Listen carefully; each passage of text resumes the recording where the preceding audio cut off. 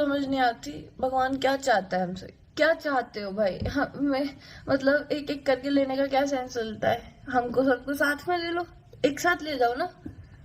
एक साथ सब लोग एक साथ चले जाएंगे, बढ़िया रहेगा, किसी को कोई दुख नहीं लेना पड़ेगा। इतना सब कुछ मतलब करके तुम भगवान एक साथ ले लोगे ना, तो कम से कम ये नहीं रहेगा कि हमें एक दूसरे के लिए फील नहीं होगा फिर कि जैसे भैया चले, वो आशु भैया गए, ठीक है कोई बात नहीं, दादा ठीक है ठीक है कोई बात है, भैया गए, मोनू भैया गए, ठीक है। हमें हमें क्यों छोड़ दिया? हमें हमें भी ले लो। हमें क्यों छोड़ दिया? हम क्या करेंगे अब? हम क्या कैसे जिए? मतलब ले लो ना, सब कुछ तो खत्म कर दिया तुमने, अब क्या बचा है?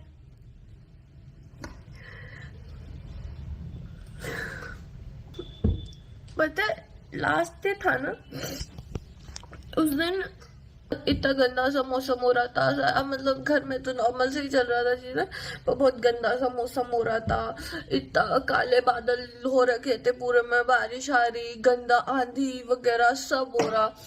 और पता है डैडी के ऑगी के ट्रेनर आते थे, वो वहीं पे आते थे।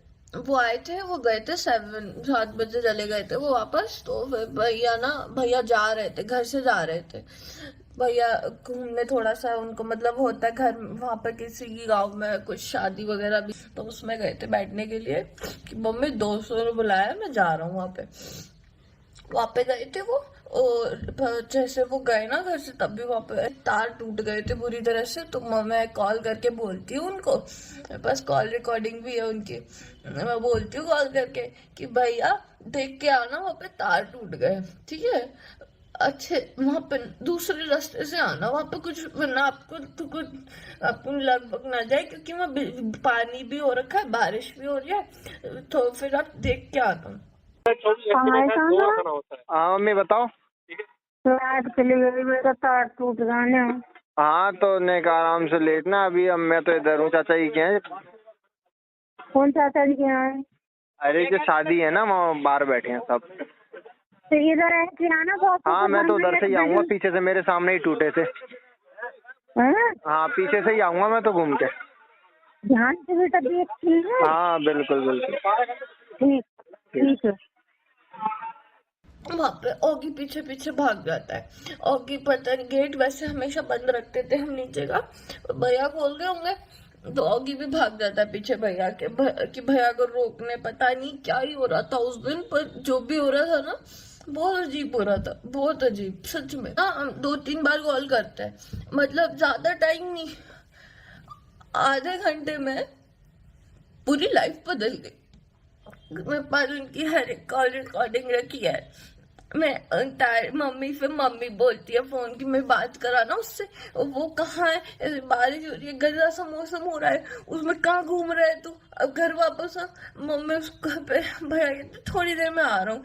फिर ना वो थोड़ी देर में आ रहा हूँ, मेरे को नहीं पता क्या है, कहाँ क्यों गए थे वो वहाँ, बट उनके दोस्त थे, वो 7 लोगों के साथ ना घूमने गए थे।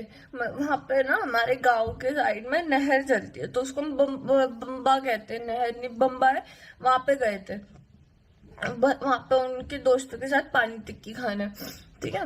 वहां पे ना वो लोगों ने खा ली, मैं आपको दिखाऊंगी।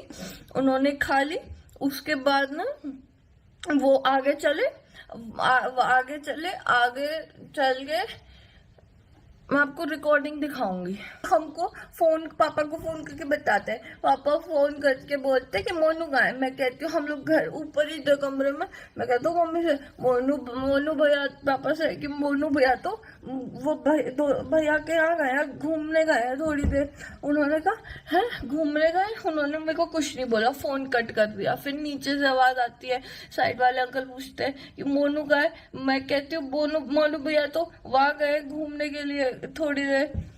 फिर मम्मी को टेंशन होती है, फिर जो उनके घर गए थे ना, उनकी वाइफ आती है, वो रोते हुए आती है, वो कहती है कि एक्सीडेंट हो गया है, मुझे खून निकल रहा बहुत सारा, बहुत सारा।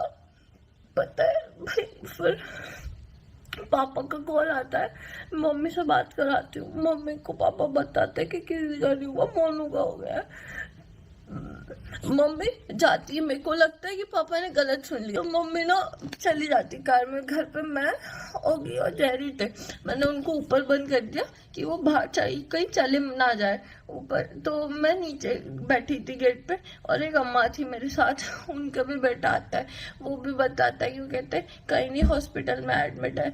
मैं फिर कहती हूँ, फिर एक अंकल आते कांपते हुए बहुत बुरा, तो मैं कहती हूँ आप बताओ ना क्या हुआ, आप मेरे को सच सच बता दो, मुझे कोई, मैं ना बहुत स्ट्रांग हूँ, मेरे को कुछ नहीं होगा, आप मेरे को सच सच बता दो।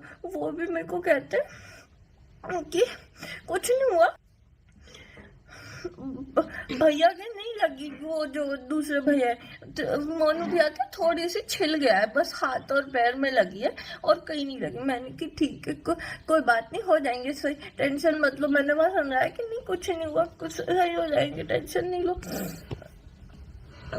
पता वो भी झूठ बोल रहे थे, किसी ने सच नहीं बताया।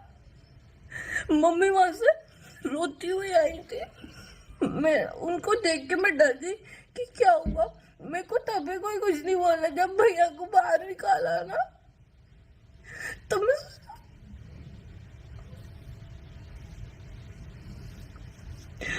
आज भी वो दिन याद करती हूँ ना,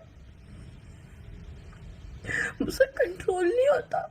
हे गाइस, आपने वीडियो देखी, उसमें अंशु कैसे तड़प रही है अपने भाई के लिए। आखिर बहन है ना, ऐसा दुख किसी की भी लाइफ में ना आए। मैं तो यही प्रार्थना करती हूँ कि कहीं भी किसी को भी ये इस तरह से दुख ना मिले। सपना और उनके मम्मी पापा पे क्या गुजरती होगी, और बहन पे। खैर बेटियाँ तो अभी छोटी हैं, अभी ना समझ है, लेकिन जैसे ही बड़ी होते जाएंगी उनको वो पापा की याद आएगी। लेकिन सपना और अंशु और मम्मी पापा, उनको संभालने की ज़रूरत है। बहुत बड़ा दुख झेल रहे हैं वो लोग, ऐसा किसी की भी लाइफ में ना है। वो माँ बाप देखिए जिसके 2 बेटे गए हैं, और सपना को देखिए उसके 2 हस्बैंड गए हैं, और अंशु को देखिए उसके 2 भाई गए हैं।